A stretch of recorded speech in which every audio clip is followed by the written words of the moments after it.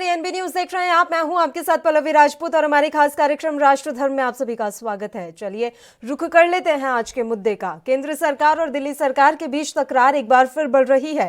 केंद्र द्वारा संसद में एनसीटी एक्ट से जुड़ा एक संशोधित बिल पेश किया गया है जो कि उपराज्यपाल को मिलने वाले अधिकार को बढ़ाता है। ऐसे में अब आम आदमी पार्टी इस मसले पर विरोध तेज कर रही है।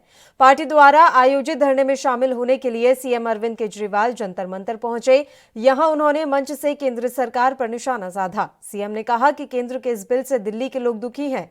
जंतर मंतर से सीएम केजरीवाल ने आगे कहा कि अगर एलजी ही सरकार है तो दिल्ली में चुनाव का क्या मतलब। दिल्ली में बीजेपी ने सरकार गिराने की कोशिश की। ये लोग देश में सरकार गिराने के लिए ही जाने जाते हैं। केजरीवाल ने कहा कि उस कानून में लिखा है कि दिल्ली सरकार का मतलब एलजी होगा, फिर हमारा मतलब क्या होगा। हमारे साथ धोखा हो गया है। इससे दिल्ली के लोगों में गुस्सा है। दिल्ली में एमसीडी में उनको 0 सीट मिली। आम दिल्ली की जनता कह रही है कि हमको आम आदमी पार्टी चाहिए, लेकिन ये चोरी से दिल्ली में राज करना चाहते हैं। एक छोटा बच्चा क्रिकेट हार गया तो बल्ला बॉल लेकर भाग गया, वैसे ही ये जनता का राज खत्म करना चाहते हैं। उस कानून में लिखा है, एक बात तो लिखी है कि अब से दिल्ली सरकार का मतलब होगा एलजी। उस कानून में लिखा है कि अब से दिल्ली सरकार का मतलब होगा एलजी। तो भाई साहब फिर हमारा क्या मतलब होगा, फिर जनता का क्या मतलब होगा, फिर आपका क्या मतलब होगा, फिर देश की जनता का क्या मतलब होगा। अगर दिल्ली सरकार का मतलब एलजी होगा तो दिल्ली की जनता कहां जाएगी, दिल्ली की जनता की चलेगी, मुख्यमंत्री कहां जाएगा। फिर चुनाव क्यों कराए थे, मुख्यमंत्री बनेगा प्रधानमंत्री। फिर चुनाव क्यों कराए थे, जनता लाइन में क्यों लगी थी, जनता ने वोट क्यों दिया था। जनता के वोट का कोई मतलब नहीं बचा, जनता के चुनाव का कोई मतलब नहीं बचा, जनता की सरकार का कोई मतलब नहीं बचा।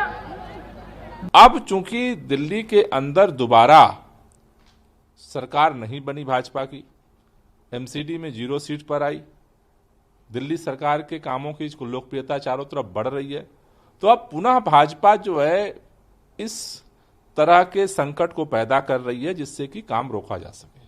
मुझे लगता है कि वो ठीक नहीं है। आज के प्रदर्शन में क्या रहेगा सर? देखिए, आज दिल्ली के लोगों की तरफ से, क्योंकि संविधान विरोधी तो है ही, ये जन विरोधी है।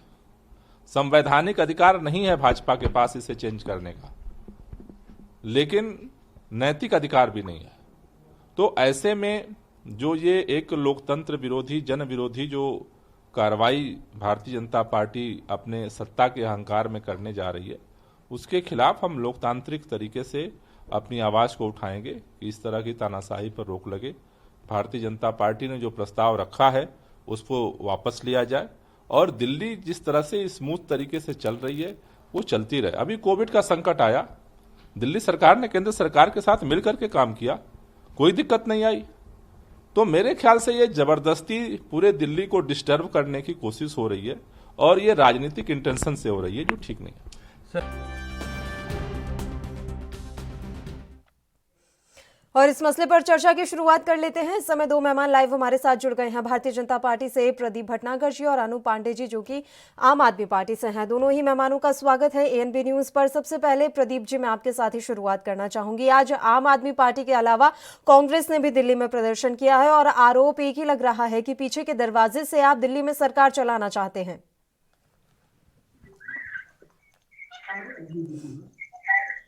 ये बौखलाए हुए लोग हैं और कुछ नहीं है। पीछे दरवाजे से चलाना चाहते हैं। पीछे दरवाजे सरकार वो चलाएगा जिससे बहुमत ना हो, पर केंद्र के अंदर पूर्ण बहुमत की सरकार बैठी है, भारतीय जनता पार्टी की सरकार बैठी है, जिसके मुखिया प्रधानमंत्री माननीय नरेंद्र मोदी जी हैं। पहले तो अपने दिमाग से भ्रम निकाल देंगे। पीछे दरवाजे से पार्लियामेंट जो चलती है खुल्लम खुल्ला चलती है और इसका एक अपना चैनल है जो पूरा विश्व देखता है।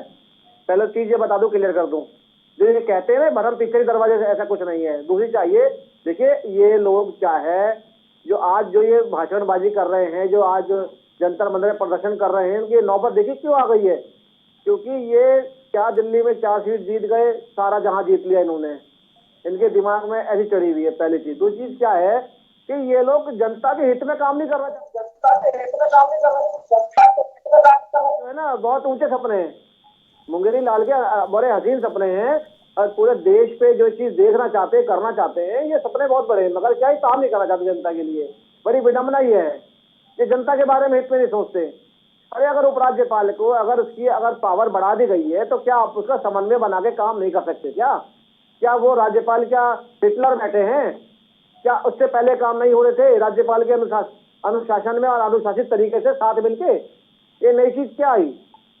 ठीक है, आपने जैसे पहले राजनीतिकरण करा पिछली सरकार में, आपने जितने विधायकों को आपने पार्लियामेंट बोर्ड को बना दिया, सबको आपने सैलरी बांध दी, सबने आपने कितना कुछ करा वो भी सबने देखा और न्यायालय में उसका भी चला। कहीं ये कुछ क्या दर्शाना चाहते हैं, ये दिखाना चाहते हैं जनता के बीच में जाके कि देखिए बीजेपी गवर्नमेंट काम नहीं करने दे रही, बीजेपी गवर्नमेंट विकास नहीं कर दे रही। अरे आप खुद विकास नहीं कर रहे। आप इतना आज विश्व में सबसे ज्यादा दिल्ली पॉल्यूशन में आगे आ गई है, आपने क्या किया उसमें? कितने पेड़ लगाए? पिछली बार ही बैठा था मैं आपके आम आदमी पार्टी के नेता के साथ, मैंने पूछा भी वही पर्यावरण के लिए आपने क्या काम किया, तो आपके पास जवाब नहीं है। नया पुल बनाया तो आपके पास जवाब नहीं है। अरे भाई आप राज्यपाल के पीछे बढ़ो, अपने काम को नहीं देखते आप।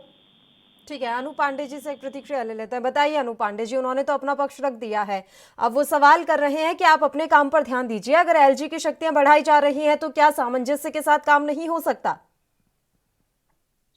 2018 में इन्होंने जी इसी तरह का बवाल काटा था, निर्णय दिया कि चुनी हुई सरकार है और भारी तादाद में जनता ने इसको चुना है। और लोकतंत्र में जब एलजी ही सब कुछ करेगा, राज्यपाल ही सब कुछ करेगा, राष्ट्रपति ही सब कुछ करेगा, तो फिर चुनाव का मतलब क्या होगा? क्यों आप डर रहे हैं? आपको डर कहाँ है? और पिछला दरवाजा तो आपका रास्ता ही है, आगे से आप कुछ नहीं कर सकते। धोखा से आपने कोरोना काल में किसानों का बिल लाया, 300 मर गए, आंख फोड़ दिया आपने। आप पिछले दरवाजे से राजस्थान में घुसने का प्रयास कर रहे हैं, आप मध्य प्रदेश में पिछले दरवाजे से घुसे, आपका पिछला दरवाजा ही रास्ता है। और आपको बहुत घमंड है ना प्रचंड बहुमत का कि दिल्ली में आपकी प्रचंड बहुमत है। उसका भी समय अब आने वाला है कि उसमें भी आपको जनता जवाब देगी। आपके जब एमपी एमएलए जब घूम के वोट मांग रहे हैं ना उत्तर प्रदेश में, तो उनको जनता जवाब दे रही है। और जो आप एक चुनी सरकार को परेशान कर रहे हैं, आप भारतीय जनता पार्टी के लोगों ने सीबीआई का छापा, एक चुनी हुई सरकार के मुख्यमंत्री, लोकप्रिय मुख्यमंत्री के ऑफिस में सीबीआई ईडी का छापा मरवाए। क्या मिला आपको? कागज सफेद, कुछ नहीं मिला। फिर भी आपको शर्म नहीं आई, फिर भी शर्म नहीं आई।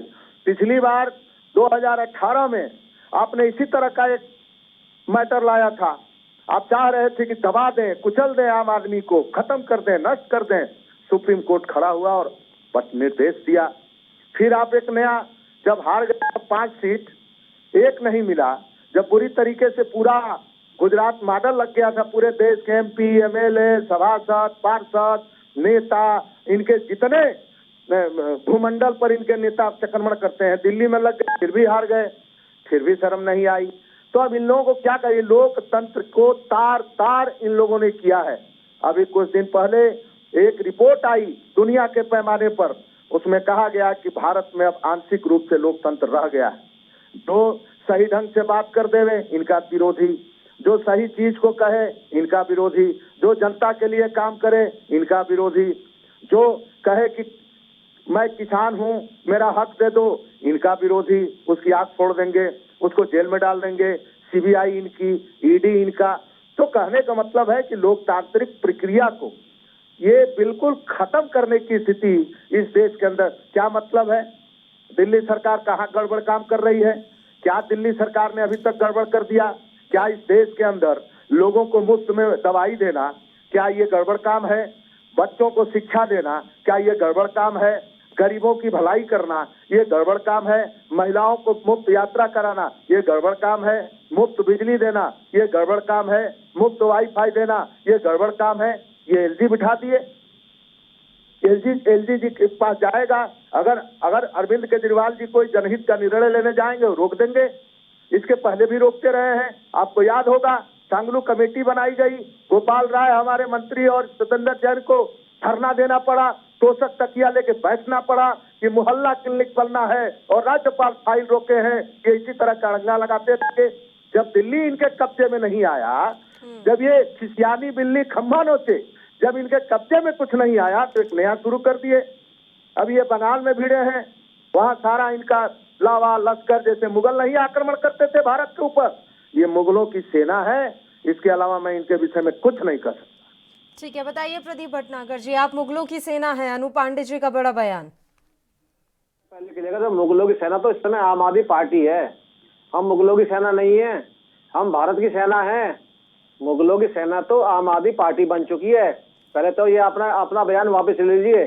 ये राम की सेना है, ये देश की सेना है। पहली चीज बता दूं मैं, ये जो नहीं सर, एक सवाल तो मेरा भी यहाँ पर है कि आखिर जरूरत अभी आपको क्यों महसूस हो रही थी कि एलजी की शक्तियां बढ़ा दी जाएं? क्या सरकार सही ढंग से वहां पर काम नहीं कर रही है? देखिए, ये हमारा काम सोचने का नहीं है, ये सरकार का काम है अच्छा बुरा सोचने का, देश हित के लिए। पहले चीज, केंद्र शासित प्रदेश जितने भी हैं, गवर्नर और राज्यपालों की चलती है और उनका शासन में देखा जाता है। देखिए, अगर इलेक्टेड सरकार ये बनी है, अगर ये लगता है कि भाई आप नहीं कर सकते तो इस्तीफा दे दो। क्यों बने आप मुख्यमंत्री? आप किसी डॉक्टर ने कहा है आपको ज्यादा पावर चाहिए? अरे भाई, तुम्हें अगर पता था या गवर्नर चलता सिस्टम है दिल्ली में, क्यों चुनाव लड़े? हरियाणा लड़ लेते, पंजाब तो मुंह की खाया है, उत्तर प्रदेश लड़ लेते, कर्नाटका लड़ लेते, आंध्रा लड़ लेते, फिर सीलमपुर से लड़ लेते। किसने कहा दिल्ली से लड़ने के लिए? अगर आपको पता है कि यहाँ गवर्नर चलता है, सिस्टम है, फिर आपको नहीं पता था? आप क्या करने गए थे आप पंजाब, जो बुरी तरह हार के आए? ये जो बात करते हैं पीछे दरवाजे की, देखिए ये इनकी मंशाएं ठीक नहीं है। मैंने विकास की बात करी तो इन्होंने एक जवाब नहीं दिया, उसके ऊपर एक स्टेटमेंट नहीं दिया।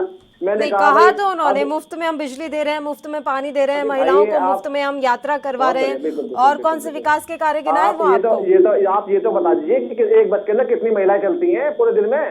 पहली चीज आप इनका देखिए ना, आप एक दिन में कितनी महिलाएं चलती है बस में? अगर आप जो है पोल्यूशन के लिए काम करते, पूरी बसें फ्री क्यों नहीं कर देते आप लोग? पहली चीज, मैंने अभी पर्यावरण से पूछा, आपने कितने पेड़ लगाए, पौधे लगाए? इन पे जवाब नहीं है। फिर बिजली का जवाब तो इनके पास हर से बोलते हैं, मुंह फाड़ के बोल देते हैं, ये आम आदमी पार्टी जितने बैठे छोटे बड़े, बिजली फ्री करी है, पानी फ्री करा है। अरे ये तो बताओ, कम से कम कमर्शियल के लिए 3 गुना क्यों कर रखे हैं आपने बिजली पानी के? दिल्ली 70% 80% कमर्शियल है, ये बताते क्यों नहीं है मुंह फाड़ के कि कमर्शियल के रेट 4 गुना कर रखे हैं, पानी के रेट 4 गुना कर रखे हैं? ये क्यों नहीं बताते हैं आप ऑडिट क्यों नहीं कराते? सरकार जब विरोध करके कांग्रेस की आई थी कि बिजली विभाग पे, बिजली पे ऑडिट होना चाहिए, क्यों नहीं कराया आपने? 26,000 करोड़ का घोटाला आप ओपन क्यों नहीं करते? पांचल विभाग का विधानसभा के चुनाव में क्यों नहीं बताया कि गलत कर रही है आम आदमी पार्टी? विधानसभा का चुनाव हुआ था, बताना चाहिए। अभी होने तो दो विधानसभा का चुनाव। मनोज तिवारी को क्यों परेशान कर रहे हो? अरे आप परेशान क्यों? अभी मैंने आपके सवाल का जवाब सुनिए पांडे साहब, सुनने की क्षमता रखिए, सुनना कीजिए। आप नेशनल चैनल में बैठे हैं, आप सुनिए, नेशनल चैनल में बैठे, जनता सुनती है हमारे आपको। अच्छी बात। जितने भी आपके दर्शक देख रहे हैं एएनबी के, और जो भी कमर्शियल मीटर लगे हैं, उनके दिल पे हाथ रखिए, मुझे उनके कितने बिल आते हैं ओपनली बता देंगे। आप तो ऑनलाइन ऑन कॉल, आप तो लोगों को, जनता को जोड़ दे अपने चैनल पे। आप जनता से पूछ लीजिए, बता देगी कि मसले कितने बिल आते हैं, कितने गुना आते हैं, क्योंकि दिल्ली 80% कम से कम कमर्शियल है। देखिए, जितने पीडब्ल्यू के रोड है, अब तक उस पर एलईडी लाइट नहीं लगी है। मैंने पर्यावरण की बात करी, इन्होंने पर्यावरण पे कुछ नहीं करा। आज गंगा जमुना जी का इतना बुरा हाल है कि आप खड़े नहीं हो सकते, इतनी बदबू आती है। और ये वही जमुना जी हैं जो लॉकडाउन के अंदर बिल्कुल शीतल और इतनी सुंदर हो गई थी कि नीचे का दिखता था पत्थर भी रखा हुआ। आपने ज्ञान नहीं, आप सुनिए, अरे फिर किसी बोल रहे हैं आप? अरे थोड़ा सा डिबेट पे बैठे हैं, सुनने की क्षमता रखिए। मैंने आपसे लॉकडाउन में पूरे दिल्ली वासियों ने देखा कि जमुना हमारी कितनी स्वच्छ और शीतल हो गई थी।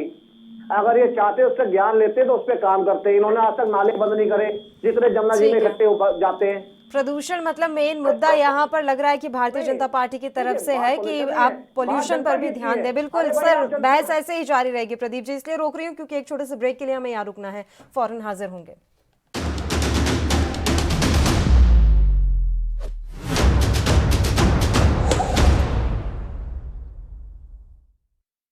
कम ब्रेक और ज्यादा खबरों के साथ देखिए ANP news in channel number पर।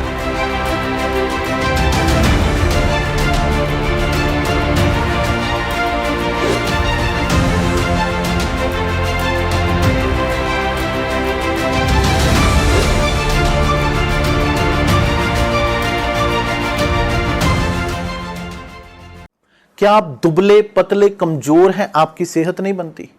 भूख कम लगती है, वजन नहीं बढ़ता? दरअसल मेन बात खाना पीना खाना नहीं है, मेन बात है खाया पिया लगना। और अगर खाया पिया लगेगा ही नहीं तो सेहत बनेगी कैसे? इसलिए हमारी संस्था सन्यासी आयुर्वेदा ने एक ऐसी दवा बनाई है जो कि आपके पाचन तंत्र को, आपके लीवर सिस्टम को ठीक करने का काम करती है, ताकि आप जो भी खाएं उसका पूरे का पूरा निचोड़ आपके शरीर को लगे, आपकी भूख बढ़े, खाया पिया सही से लगे, नया खून बने, हड्डियों में जान आए, वजन बढ़े, ताकत बढ़े, चेहरे पर नूर आए और आप मोटे तगड़े खूबसूरत पर्सनैलिटी के मालिक बन जाएं। यह दवा पूरी तरह से आयुर्वेदिक होती है। इसका शरीर पर कोई भी साइड इफेक्ट, कोई भी नुकसान या दुष्प्रभाव नहीं होता। लड़के लड़कियां दोनों इसका इस्तेमाल कर सकते हैं और पहले 15 दिन के अंदर ही आपको इसका असर महसूस हो जाएगा। सिर्फ 650 रुपए की पूरे 1 महीने की दवा होती है और आप इसे घर बैठे 01145454545 पर फोन करके दवा मंगवा सकते हैं।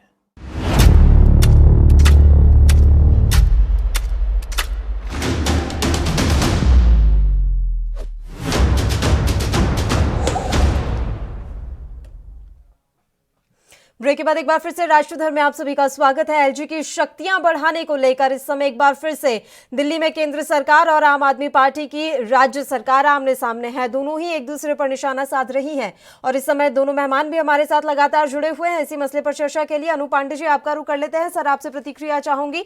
वो कह रहे हैं कि आप बार बार ये तो कह देते हैं कि हमने बिजली फ्री की, कमर्शियल का तो बताइए, इसके अलावा पॉल्यूशन पर बार बार जोर दिया जा रहा है प्रदीप भटनागर जी की तरफ से कि इस पर क्या काम किया जा रहा है आपकी तरफ से? हाँ, प्रदीप भटनागर जी सही बात कह रहे हैं। इसीलिए एलजी को लाया गया और प्रदूषण दूर करेंगे देश का। लोकतंत्र में प्रदूषण कायम करके और ये प्रदूषण का एक बहाना लेके आए। इनको एक बहाना चाहिए हमेशा। ये बहाने वाले लोग हैं, किसी न किसी तरीके से बहाना बना करके लोकतंत्र का गला घोटना इनकी नियत बन चुकी है और पूरे देश ने देखा। एक बार लोकतंत्र का गला घोटने का प्रयास किए तो सुप्रीम कोर्ट खड़ा हो गया। ये पूरे देश में नहीं चाहते हैं कि लोकतांत्रिक तरीके से सरकार चले, चाहे मध्य प्रदेश का मामला हो, चाहे राजस्थान का मामला हो, कहीं का मामला उठा लीजिए। ये नहीं चाहते कि देश में लोकतंत्र रहे।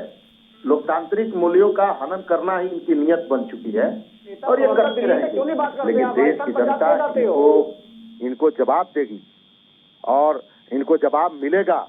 और दिल्ली की जनता ने अभी जवाब दिया, इनको बंगाल से भी जवाब मिलेगा, इनको जगह जगह से जवाब मिलेगा, क्योंकि ये लोकतांत्रिक देश है, ये महात्मा गांधी का देश है, भगत का देश है, सुभाष का देश है। ये ऐसा देश नहीं है कि लोग यहाँ के नहीं समझते हैं। इन्होंने बोला पेट्रोल, डीजल, नौकरी, रोजगार, बैंक, रेल, सेल, गेल, इन्होंने देश को कवड़ा बना दिया है। मैं तो एक ही लाइन में यही जवाब दूंगा कि गुजरात मॉडल ने इस देश को कबाड़ा बना दिया। गुजरात मॉडल ने लोकतंत्र की हत्या करने पे आमादा है। गुजरात मॉडल इस देश का नकारा मॉडल है। गुजरात मॉडल ने नौजवानों की जिंदगी बर्बाद किया है। गुजरात मॉडल ने अरे दो मॉडल की बात करते हैं, मॉडल के बताइए ना। दो जो आपने दो राज्यसभा बेच दी, हाथ धोना मॉडल का बताइए ना। ट्रेनों से कट गए लोग, मर गए, लोगों को डराया गया। गुजरात मॉडल ने 300 किसानों की आंख फोड़ डाला। गुजरात मॉडल ने महंगाई बढ़ा दिया। गुजरात मॉडल ने झूठ बोल करके सत्ता में गुजरात मॉडल आया। गंगा की सफाई के नाम पे गंगा की सफाई के नाम पे यूपी में कम है, राजस्थान में कम है, काम है। गुजरात मॉडल देश में अंग्रेजों की किस तरीके से हम लोग बेनिफिट लेने के लिए उस तरीके का हालात पैदा कर दिया। इस देश के अंदर गुजरात मॉडल ने अंग्रेजों की काल को ही याद करा दिया। अगर इनके खिलाफ कोई आवाज उठाएगा तो इनके पास इनकी फौज खड़ी है, ईडी सीबीआई लगा देंगे तुरंत। अभी एक अखबार में आज खबर छपी है कि कोयला घोटाला पकड़ रहे हैं। अभी तक कोयला घोटाला नहीं होता था।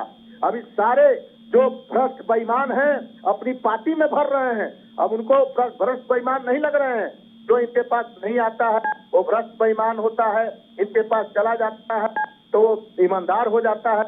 तो ये जो गुजरात मॉडल है, जब से इस हिंदुस्तान में आया है, लोग फाका कसी के शिकार हो रहे हैं, लोग खाने खाने बिना मर रहे हैं। और ये गुजरात मॉडल अगर आगे भी रहा, देखिए देश में एक कंपनी आई थी, ईस्ट इंडिया कंपनी, वो कोई सेना फौज और राइफल और बंदूक लेके भारत में नहीं आई थी। वो सिर्फ व्यापार करने आई थी और अपने जो बड़े अधिकारी थे उनको सेना नायक बना दिया और इस देश के लोगों को सिपाही बना दिया और पूरे भारत पर कब्जा कर दिया। तो ये जो गुजरात मॉडल है ये यही करने जा रहा है, उसमें तुम जैसे करने जा रहा है। ये तुम्हारे देगा, तभी अंग्रेजों ने शासन करा था, ध्यान रखना मिस्टर पांडे, लोगों को रोजगार देगा उसी में। तो गुजरात मॉडल पूरी तरीके से फेल है। चलिए सर, गुजरात मॉडल पर बहुत बात कर ली, दिल्ली मॉडल पर भी थोड़ी बात कर लेते हैं। मैं गुजरात के बारे में थोड़ी ना बात करने बैठी हूँ।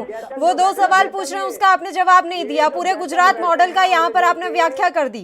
2 सवाल का जवाब अभी तक नहीं मिला। आपके हिसाब से पोल्यूशन कोई बड़ी बीमारी नहीं है और ना ही कोई गंभीर मुद्दा है और ना ही कमर्शियल के रेट पर आपको यहाँ पर बहस करनी है, लेकिन आपको गुजरात मॉडल पर जरूर बहस करनी है। नहीं, दिल्ली मॉडल तो देश की जनता में लोकप्रिय है, तभी तो गांव-गांव में आज उत्तर प्रदेश से लेकर के गुजरात के लोग इसको फॉलो कर रहे हैं। पॉल्यूशन खत्म करने के लिए नहीं बोलेंगे, बढ़ाना पड़ेगा तो पॉल्यूशन खत्म के नेता है, ये दिल्ली पे नहीं बोलेंगे। दिल्ली मॉडल नहीं बताएंगे, ये मॉडल खत्म करने के लिए आए हैं। अरे दिल्ली का मॉडल काहे नहीं बताते हैं? गुजरात अरे प्रदीप जी, गुजरात में उन्होंने अभी क्या कुछ किया वो भी आप देख रहे हैं और दिल्ली में अभी आपने क्या कर दिया वो भी आप अच्छे से समझ रहे हैं। तो वो अपना मॉडल किस तरीके से ऊपर उठा रहे हैं उससे थोड़ा समझिए, सोचिए क्या हो रहा है क्या नहीं। हम बैठे दिल्ली में बात करने के लिए और हम तो दिल्ली में बात कर रहे हैं। जैसे जब तक जयचंद देश में रहेंगे ना तो अंग्रेज जो है घुसते रहेंगे, शासन करते रहेंगे, क्योंकि हमारे भारतवर्ष के अंदर जयचंदों की इन जैसे जयचंदों की कभी नहीं है, पहली चीज। दूसरी चीज आपको जो गुजरात मॉडल की बात करते हैं, गुजरात मॉडल अगर देखे होते तो दिल्ली पे उसी तर्ज पे काम करते। गुजरात मॉडल में जितने भी गांव थे गुजरात के, माननीय प्रधानमंत्री जो बने हैं अब, पहले वहां सीएम हुआ करे, एक का गोद दे दिया। जहाँ बिजली के तार नहीं पहुंचते थे वह सोलर पैनल से मॉडल ने लाइट जला दी है। कितना रोशनी दे दो आप क्या? सुनिए गुजरात का है। अरे सुनिए, अरे भैया तुम्हारे गली गली में सीसीटीवी कैमरे लगे। अरे सुनिए दादा, सुनिए, अरे सुनिए, पसीना आ रहा है बहुत ज्यादा मुझे, सुनिए ना हमको। अरे सुनिए दादा, सुनिए, ये मॉडल की बात चल रही है, मॉडल का बता रहे हैं। ये जो मॉडल है जयचंद वाला, देखिए चलेगा नहीं ज्यादा। आप बहुत खुश है, मुझे पता है, आप चार्ज दीजिए, कोई दिक्कत नहीं है, मगर आप जो देश जनता ऐसे बात करके लोकसभा में पोल्यूशन पैदा करके जबरिया ढंग से किसी सरकार को परेशान। अरे लोकसभा में अपने संजय सिंह को तमीज सिखाइए कि जो गरीब नौकरी कर रहा है सिक्योरिटी में उस पर थप्पड़ ना चलाया करें। जो यहाँ पे सांसद बदतमीज हैं, जो थप्पड़ चलाते हैं सरकारी आदमी में, तमीज सिखाइए उनको। पहली चीज सुनिए, आपके हत्या कर रहा है। अरे भैया सुनिए, आप वो लोग हैं जो राज्यसभा बेच के दो लालाओं को राज्यसभा बेची आपने दिल्ली की, आप वो लोग हैं। हम दिल्ली के विषय में बात करेंगे। एक आखिरी कमेंट ले लेती हूँ समय की। बिल्कुल सर, 2 ही मिनट रह गए हैं शेष, इसलिए मैं एक कमेंट दोनों ही मेहमानों से लेना चाहूंगी। प्रदीप जी, पहले मैं आपसे ही कमेंट लेना चाहूंगी और सर आप थोड़ी देर के लिए शांत रहिएगा क्योंकि वाकई में समय की बहुत कमी है। बताइए प्रदीप जी, उसके बाद मैं तुरंत आपके पास ही लौट रही हूँ। अनूप जी, राज्यपाल का और दिल्ली में चुनी सरकार का एक छोटे बड़े समन्वय अगर काम किया जाए तो देखिए, अगर एक चीज बनाई गई है, अगर आप कुछ एनसीटी के उसमें काम करते हैं, अगर कोई फाइलें, अगर राज्यपाल भी तो दिल्ली के लिए बैठे, आप उनके पास फाइल जाती है, आपका समन्वय अच्छा होता है, काहे की दिक्कत है उसमें? एक राज्यपाल जी को कुछ चीज सौंपी गई है, इसका मतलब है कि आपकी मंशा ठीक नहीं है। क्या आप छोटे बड़े भाई की तरह काम नहीं कर सकते? गवर्नर साहब को अपना बड़ा भाई समझ के काम नहीं ले सकते? आप उनसे लीजिए ना आप, मगर आप ये भेदभाव की राजनीति कर रहे हैं, इनसे आपको परे हटना पड़ेगा आपको। ठीक है, अनूप पांडे जी, आपका आखिरी कमेंट। और उन्होंने कहा है कि समन्वय के साथ काम किया जा सकता है, कि आप गवर्नर को जो है बड़ा भाई समझकर काम नहीं कर सकते? हमारा कहना यह है कि दिल्ली सरकार को जिस तरीके से ये लोग शिकंजे में कस के और दिल्ली की जनता को परेशान करना चाहते हैं। और सबसे बड़ी तो लोकतंत्र का एक तरीके से जनतांत्रिक व्यवस्था को ये लोग उल्लंघन कर रहे हैं। 69 धारा में दिल्ली राज्य बना और प्रचंड बहुमत से एक मुख्यमंत्री दिल्ली में बैठा। दिल्ली की जनता के लिए इतना सेवा कि दिल्ली के मॉडल से पूरे देश में एक किरण जगी है, देश को आशा जगी है। और उसको किस तरह से परेशान करें, कैसे डिस्टर्ब किया जाए कि अच्छे ढंग से दिल्ली का काम ना हो तो बुरा नहीं लगेगा। और ये दिल्ली की जनता का अपमान है, ये लोकतंत्र का अपमान है, और ये वहाँ के विधायक लोगों का अपमान है, और पूरे 2 करोड़ दिल्ली के लोगों का अपमान है। और इस अपमान को किसी भी कीमत पर आम आदमी पार्टी के कार्यकर्ता नहीं सहेंगे, वहाँ की जनता नहीं सहेगी। गांव-गांव जाकर के कहा जाएगा कि लोकतंत्र का गला घोटा जा रहा है, लोकतंत्र का गला दबाया जा रहा है, और लोग बैठने वाले नहीं हैं, इस सरकार को बदलने वाले हैं जो केंद्र सरकार है। और इसके लिए संघर्ष निरंतर जारी रहे। बिल्कुल, और वो अभी भविष्य के गर्त में है। फिलहाल मैं आप दोनों मेहमानों का यहाँ शुक्रिया अदा करना चाहूंगी तमाम चर्चा के लिए आप हमारे साथ जुड़े इतने अहम मुद्दे पर। तो आपको बता दें कि दिल्ली में एलजी की शक्तियां बढ़ाने को लेकर इस समय बवाल मचा हुआ है। दोनों ही पक्ष आमने सामने हैं। हम आम आदमी पार्टी और केंद्र सरकार की बात कर रहे हैं। खैर, देखने वाली बात रहेगी कि इस फैसले का आने वाले समय में क्या कुछ असर देखने को मिलता है। इसी के साथ राष्ट्रधर्म में फिलहाल के लिए इतना ही। मुझे दीजिए इजाजत। देश प्रदेश की तमाम ताजा खबरों के लिए आप बने रहिए हमारे साथ। नमस्कार।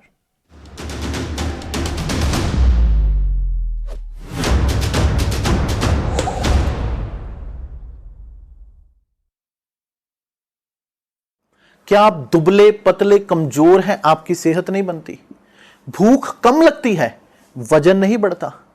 दरअसल मेन बात खाना पीना खाना नहीं है, मेन बात है खाया पिया लगना। और अगर खाया पिया लगेगा ही नहीं तो सेहत बनेगी कैसे?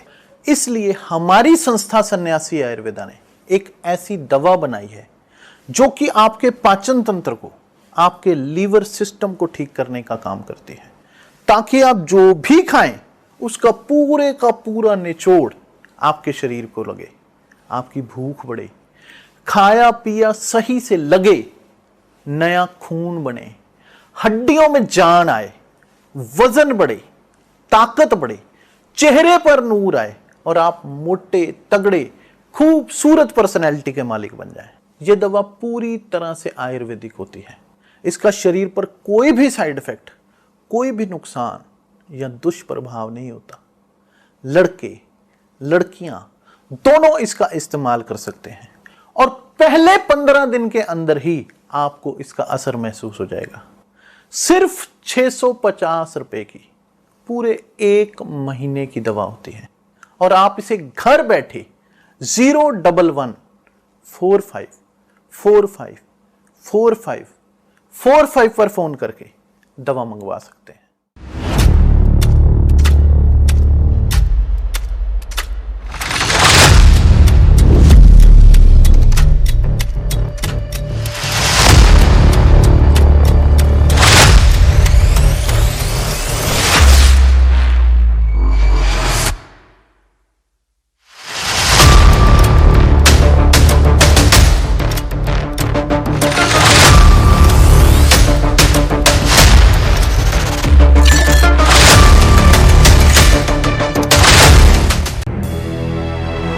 लखनऊ से लेकर चंडीगढ़ तक, मुंबई से लेकर रायपुर तक, क्या है राजनीति की हलचल, क्या है समाज का मिजाज।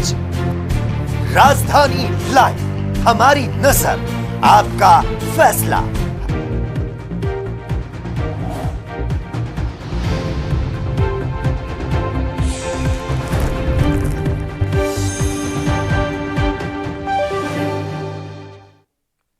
नमस्कार, इस बुलेटिन में आप सभी का स्वागत है। मैं हूं आपके साथ पल्लवी राजपूत। चलिए बढ़ते हैं खबर की ओर। उत्तराखंड के नए मुख्यमंत्री तीरथ सिंह रावत लगातार सुर्खियां बटोर रहे हैं। पहले अचानक मुख्यमंत्री बनने में चर्चा में रहे, तो अब तीरथ सिंह रावत अपने बयानों के कारण चर्चा में हैं। उत्तराखंड के मुख्यमंत्री ने अब बयान दिया है कि आजकल महिलाएं फटी जींस पहनकर चल रही हैं। क्या ये सब सही है? ये कैसे संस्कार हैं?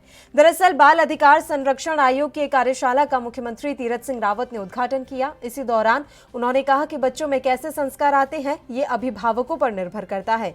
इसी दौरान उन्होंने एक वाकया सुनाया। मुख्यमंत्री ने कहा, जब वो जहाज से एक बार उड़ान भर रहे थे तो उन्होंने देखा कि एक महिला अपने 2 बच्चों के साथ बिल्कुल पास में ही बैठी थी। वो फटी हुई जीन्स पहनकर बैठी थी। मैंने उनसे पूछा कि बहन जी कहाँ जाना है, तो महिला ने जवाब दिया कि दिल्ली जाना है। उनके पति JNU में प्रोफेसर हैं और वो खुद NGO चलाती थी। मुख्यमंत्री तीरथ सिंह ने आगे बताया कि मैंने सोचा जो महिला खुद NGO चलाती हो और फटी हुई जीन्स पहनी हो, वह समाज में क्या संस्कृति फैलाती होगी। जब हम स्कूलों में पढ़ते थे तो ऐसा नहीं होता था। यहाँ अपने संबोधन में उत्तराखंड के मुख्यमंत्री तीरथ सिंह रावत ने कहा कि युवाओं में नशे की प्रवृत्ति बढ़ती जा रही है। नशा समेत तमाम विकृतियों से बच्चों को बचाने के लिए उन्हें संस्कारवान बनाना होगा। साथ ही हमें पश्चिमी सभ्यता से प्रभावित नहीं होना चाहिए। उन्होंने कहा कि संस्कारित बच्चे जीवन के किसी भी क्षेत्र में असफल नहीं होते। तीरथ सिंह रावत बोले कि यह चिंताजनक बात है कि हमारे देश के युवा पाश्चात्य संस्कृति से प्रभावित हो रहे हैं।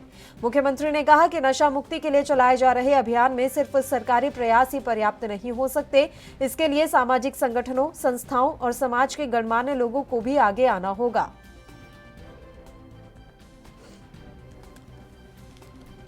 एक दिन राजस्थान से जयपुर से आ रहा था, मैं किसी कार्यक्रम में था। अगले दिन करवा चौथ था और जब मैं जहाज में बैठा तो अगले दिन मेरे साथ 2-3 जब लोग थे। मैं एक पार्टी के कार्यक्रम से गया था, मैं राष्ट्रीय सचिव था। तो मन में सब ने 1-2 मेरे साथ जो दिल्ली से थे बोला करवा चौथ है, जाना तो है। साल भर नाराज रखते हैं तो एक दिन तो खुश रखना है, तो इसलिए भैया ये दिन जाना है। हमने कहा भी चलो भाई, तो हमने भी टिकट। लेकिन जहाज में जब बैठा तो मेरे पड़ोस में बगल में एक बहन जी बैठी थी और बहन जी बैठी थी तो बातचीत हुई, स्वाभाविक की बगल में बैठी है। लेकिन मैं जब उनकी तरफ देखा तो नीचे गमबूट थे, जब और ऊपर देखा तो घुटने फटे थे, हाथ देखे तो कई कड़े थे। लेकिन जब ये घुटने देखे, बच्चे 2 साथ में उनके थे। मैं कहा बहन जी कहाँ जाना है? दिल्ली जाना है। हस्बैंड कहाँ है? JNU में प्रोफेसर है। तुम क्या करती हो? मैं एक NGO चलाती हूँ। NGO चलाती है, घुटने फटे दिखते हैं, समाज के बीच में जाती हो, बच्चे साथ में हैं,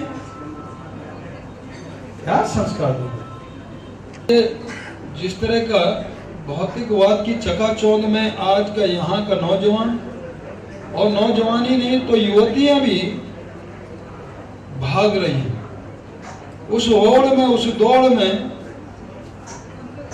और जो उन्होंने देखा वही करने लगते हैं। जो सुना, जो देखा, तो जो आजकल यहाँ टीवी हमारे सामने आ गया है, फोन हाथ में हो गए बच्चों के, उसका एक परिणाम है, दुष्परिणाम भी है, अच्छा भी है, दोनों है। लेकिन उसको गाइडेंस देना है। परिवार में किस प्रकार का वातावरण है, स्कूल से नहीं होने वाला है। स्कूल में बच्चा 5 घंटा, 7 घंटा, 8 घंटा रहता है, बाकी शेष अधिकतम घंटे माँ बाप के पास बिताता है। वो अभिभावक क्या संस्कार दे रहा है? अभिभावक में मैं भी आता हूं, आप भी आते हैं, जो पढ़ाने वाला टीचर वह भी अभिभावक में आता है, हर कोई अभिभावक में आता है, बच नहीं सकता। मैं अपने बच्चों को क्या संस्कार दे रहा हूं, खान पान किस तरह का, रहन सहन किस तरह का, वो क्या देख रहा है? वो जो देखता है वो करता है। स्कूल में किताबी ज्ञान शिक्षक ने दिया है, लेकिन मैंने कहा संस्कार घर से होते हैं। आज इसलिए बिगड़ रहा है कि घर में संस्कार का अभाव है। और आगे जाके मिला तो शाम को नालियों से उठाना हमको पड़ता था। बड़ा अच्छा प्रोफेसर, लेक्चरर, क्या सीखेंगे आप? ये जो वातावरण, ये अंग्रेजी का, अंग्रेज बढ़िया कुशोरमा दौड़, और वो हमारी तरफ भाग रहा था। बड़े आदमी नहीं कहलाएंगे ना, अभी तो छोटे आदमी बन गए, पहले बड़े थे, पीते थे, खाते थे, अभी उल्टा आ गए। लेकिन ये अच्छा है या वो अच्छा था? ये अच्छा है। इसलिए संस्कार, बाकी कुछ नहीं। घर में बच्चों को संस्कार दो, उसको पढ़ाई कोई भी है, और जिसमें संस्कार है वो कहीं फेल नहीं हो सकता है। कितना भी अंग्रेजी घुटा लो, अंग्रेजी से कोई संस्कार, कोई बड़ा आदमी नहीं बनने वाला है। मैं जानता हूं कि अंग्रेजी वाले को भी, हिंदी मीडियम वाले को भी, मैंने लखनऊ भी देखा, मैं वहां भी रहा हूं विधान परिषद के अंदर, मैं आज दिल्ली में भी हूं पार्लियामेंट के अंदर, मैं आज उत्तराखंड के अंदर भी हूं, मैंने तीनों पार्लियामेंट देख लिया। वहां यदि कोई आईएएस और ब्यूरोक्रेट अधिकतम है, हिंदी मीडियम का है। उधर सीएम तीरथ सिंह रावत के बयान पर सियासी प्रतिक्रियाओं का दौर भी शुरू हो गया है। चलिए आपको सुनाते हैं शिवसेना नेत्री प्रियंका चतुर्वेदी की प्रतिक्रिया। संस्कार का सर्टिफिकेट देने वाले बहुत सारे भारतीय जनता पार्टी के मुख्यमंत्री रहे हैं, और खास करके महिला क्या पहनती हैं, क्या आभूषण पहनती हैं, क्या वस्त्र पहनती हैं, क्या घूंघट लगाती हैं, क्या फटी हुई जीन्स पहनती हैं, उन संस्कृति के बारे में संस्कृति के रक्षक जो बने हुए हैं और सेल्फ सर्टिफाइड सर्टिफिकेट देते हैं, बहुत ही दुर्भाग्यपूर्ण है। मैं उनसे यही पूछना चाहूंगी, क्या वो वही सोच लेकर आ रहे हैं जो हरियाणा के मुख्यमंत्री बोल चुके हैं कि महिला के लिए घूंघट उसका सजावट है? क्या वो मानते हैं कि जो हरियाणा के मुख्यमंत्री ने कहा था कि क्या महिला इतना फ्रीडम चाहती हैं कि बगैर कपड़े के चली जाएंगी? तो इस तरीके की महिलाओं को लेकर टीका टिप्पणी करना उनकी एक सोच दिखाता है कि महिला विरोधी जो मानसिकता है वो भारतीय जनता पार्टी की इनके मुख्यमंत्री रोज उजागर करते हैं। जनता पार्टी ने मध्य प्रदेश में कर ही दिखाया फिर से। तो ये लोग जो रक्षक बने हुए हैं, मैं कहती हूँ कि इनको किसने ये पूरा अपॉइंटमेंट दे दिया है कि महिलाओं के बारे में दिन रात टीका टिप्पणी करें? मैं तो ये पूछना चाहती हूँ कि आज तक महिलाओं पे इतनी बाधाएं आती हैं, इतने उन पे वार होते हैं, वो क्या सिर्फ कपड़ों को लेकर हैं? संस्कृति तुम्हारी सिर्फ उसी से बचेगी कि वो महिला क्या कपड़े पहनी हुई है? इस तरीके का सोच होना एक महिला विरोधी सोच दर्शाता है, जिस वजह से मैं मानती हूँ कि आज भारत में महिलाओं का सम्मान कम हो रहा है और महिलाओं पे इस तरीके के हादसे सामने आ रहे हैं जहाँ रेप को भी जस्टिफाई किया जाता है। तो तीरथ सिंह रावत के बयान पर इस समय सियासी बवाल मचा हुआ है और इस मसले पर चर्चा की शुरुआत कर लेते हैं। इस समय कांग्रेस से लखपत सिंह बटोला जी हमारे साथ जुड़ गए हैं। लखपत जी, स्वागत है आपका एएनबी न्यूज पर। सर, तीरथ सिंह रावत अभी नए मुख्यमंत्री बने हैं, जुम्मा 5 दिन हुए उन्हें मुख्यमंत्री बने हुए, और इतना बड़ा बयान, और सबसे बड़ी बात यह है कि बैक टू बैक उनके ऐसे 2 बयान सामने आ गए हैं जिस पर सियासी प्रतिक्रियाएं लगातार आ रही हैं। अब महिलाओं को लेकर ये कमेंट करना आप कहां तक सही समझ रहे हैं? वो भी अभी उन्होंने गद्दी संभाली है। देखिए, जो मुख्यमंत्री प्रधानमंत्री जी जैसे साधारण व्यक्तित्व को कहते हो भगवान राम के अवतार हैं, उन मुख्यमंत्री की सोच और दिशा और समझ पे हम समझते हैं कि बहुत ज्यादा कहने की जरूरत नहीं। मैं आपसे एक चीज पूछना चाह रहा हूँ, इन्हीं के पार्टी के एक माननीय विधायक जी जो रेप के केस में लगातार भागे जा रहे, जिस महिला से रेप किया वो तो जींस नहीं पहनती थी, वो तो गाँव की रहने वाली बहुत साधारण सी महिला थी, अपने सूट बूट में रहती थी। निश्चित रूप से यदि संस्कृति और संस्कार की बात की जाती है तो भाजपा के यही लोग हैं जो कहते हैं हिंदी, हिंदू, हिंदुस्तान। तो आज पूरे देश में कहते हैं 1 नेशन 1 एजुकेशन, और पूरे देश के अंदर अंग्रेजी शिक्षा को थोपने का काम करते हैं।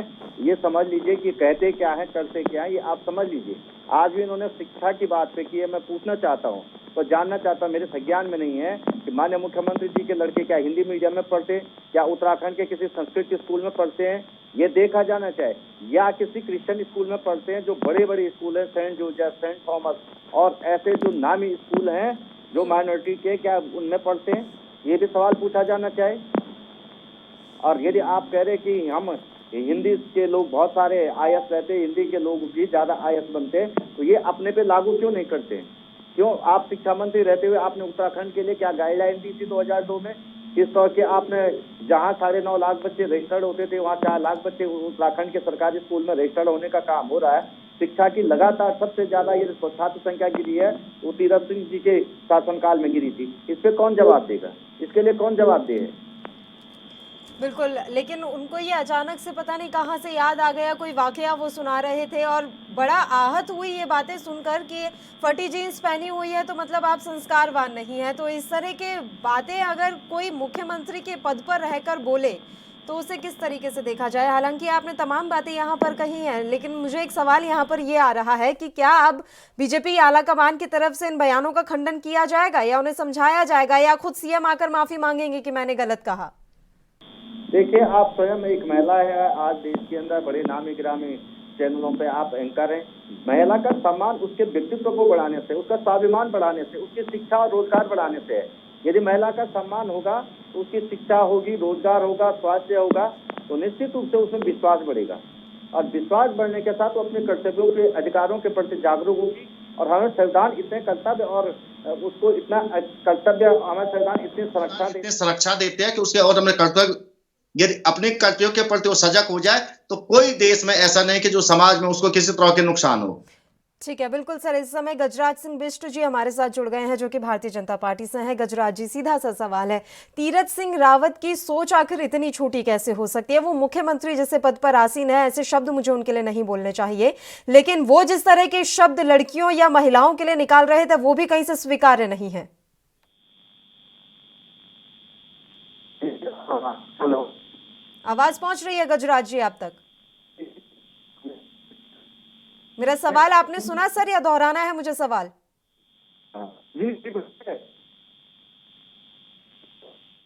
गजराज सिंह जी, आप तक हमारी आवाज नहीं पहुंच पा रही है शायद क्योंकि आप कुछ जवाब नहीं दे रहे हैं और मुझे भी क्लियर नहीं आवाज मिल रही है, तो दोबारा से आपका फोन पैच करवा लेते हैं। तब तक लखपत जी हम आपका ही रुख कर लेते हैं। सर, जब अगर इस तरह से मैं इस मसले पर बहस शुरू करूंगी तो मुझे 100% श्योर है कि ये बात आप पर भी आएगी कि आप देखिए, खुद प्रियंका चतुर्वेदी तो आपका साथ छोड़कर चली गई। वो इसी वजह से छोड़कर चली गई थी क्योंकि कांग्रेस में कहीं उन्हें सम्मान नहीं मिल रहा था और भी तमाम आरोप उनके द्वारा लगाए गए।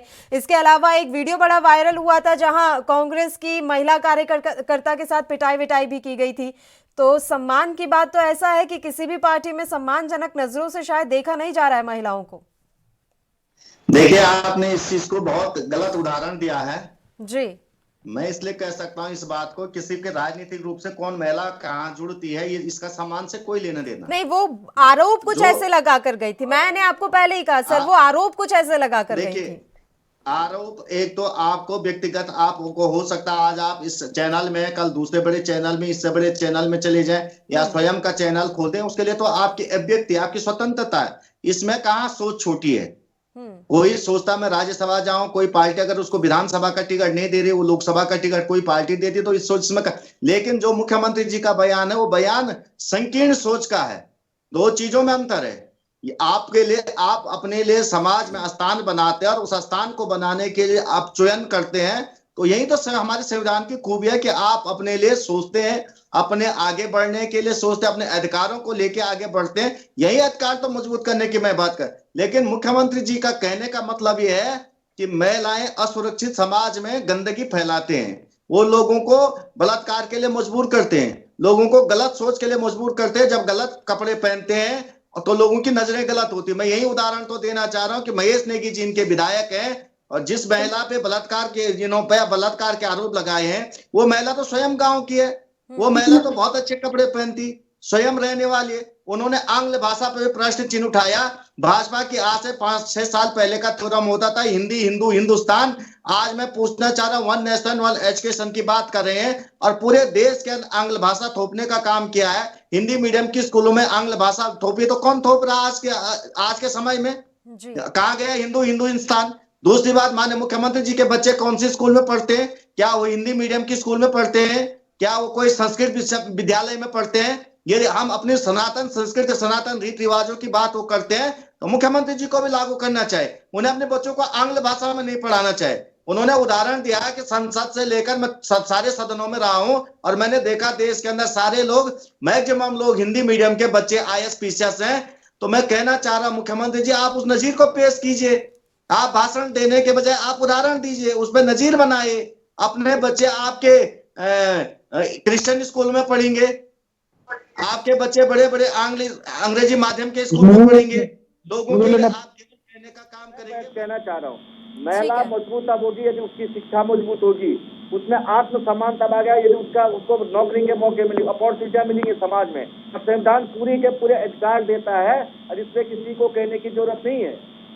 बिल्कुल सर, आप लगातार हमारे साथ जुड़े रहिए, मसले पर बहस ऐसे ही जारी रहेगी। एक छोटे से ब्रेक के लिए यहाँ रुक रहे हैं, फौरन हाजिर होंगे।